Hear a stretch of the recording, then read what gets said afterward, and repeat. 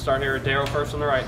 John, how much of tonight was shots were simply falling, or were your guys doing something markedly better to create a better shot?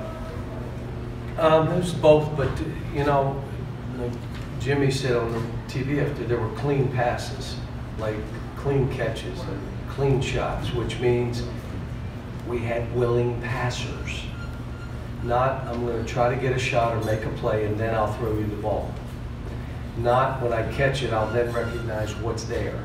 Before I catch it, I'm going to see who's open and we're going to move it to open men. The second thing is our spacing was much better.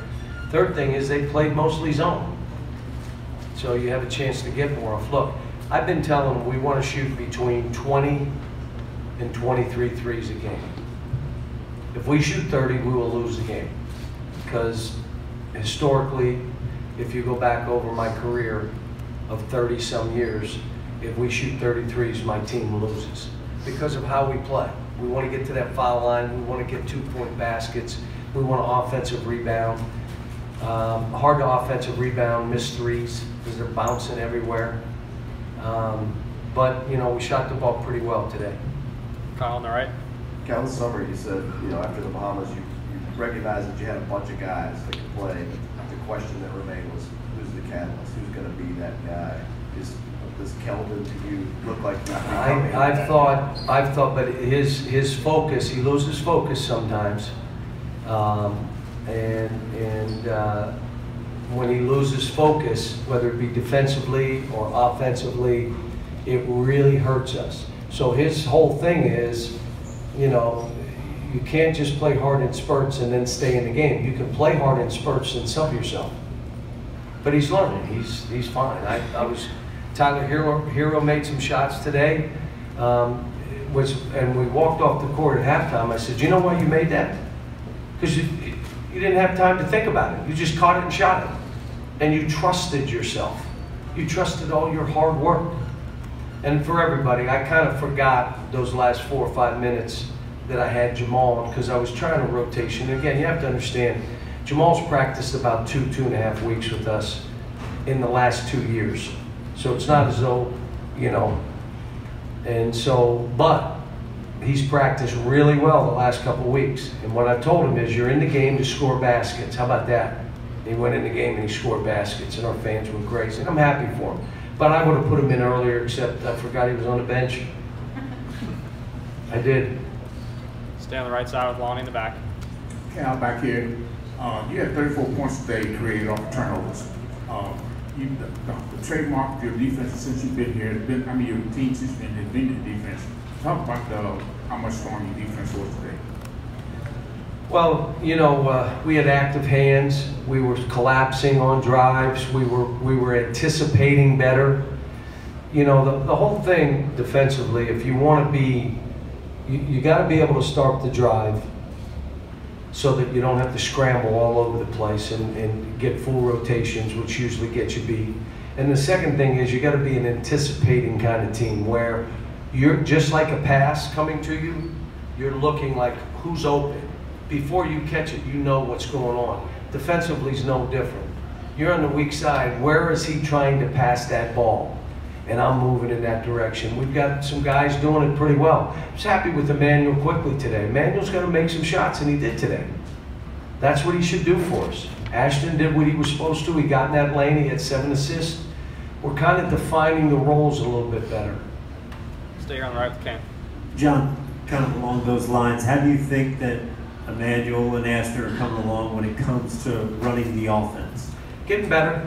And I've just got to do, look, this thing is a lot of tape work. This thing is a lot of individual time. This thing's a lot of holding them accountable because they're typical freshmen. Emmanuel, I put on the board today, do not try to be perfect. Just play ball. He tries to be perfect, which puts him on his heels, and I keep telling him, you're not going to be perfect. You just try to make less mistakes than the other team. You try to miss less shots than the other team, but you're not going to be perfect, so you're just playing. Again, I thought we had a couple guys today that we just need more from them: energy, intensity, enthusiasm. We should demand that. You don't need to make every shot, doesn't mean you're not turning it over.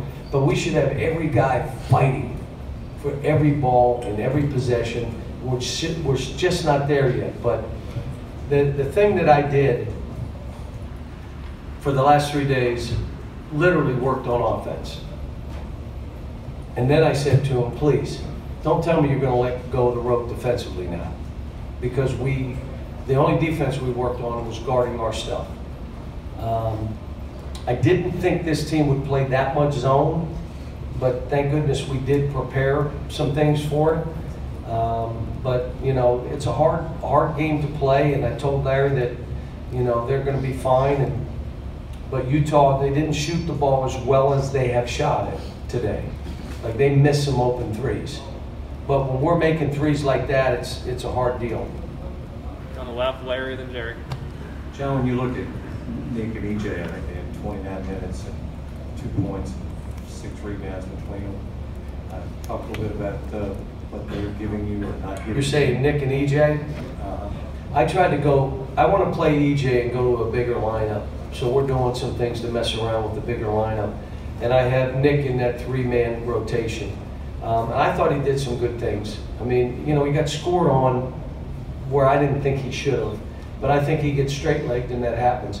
But Nick, I'm telling you, we need Nick so that people don't think they can just drive in there and score. Now you've got a team that's going to shoot more jumpers than driving layups.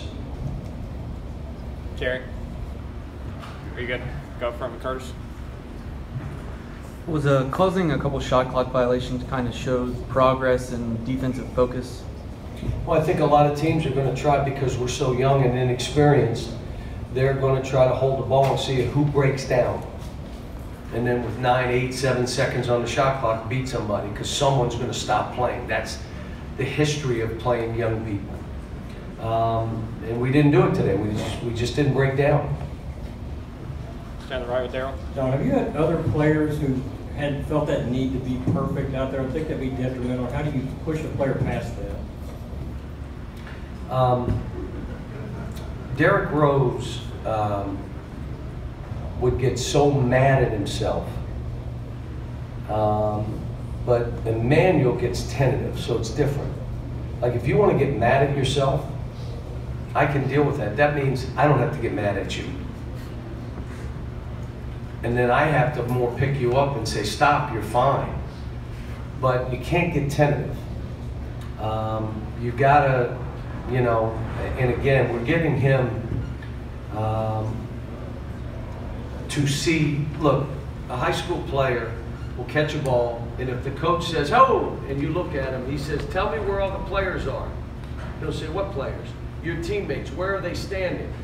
He'll have no idea. But if you ask that to Steve Nash, he would turn and say, my center's there, my guard's on the weak side, my 3-man's there, and my 4-man's in the high post. Seeing the court.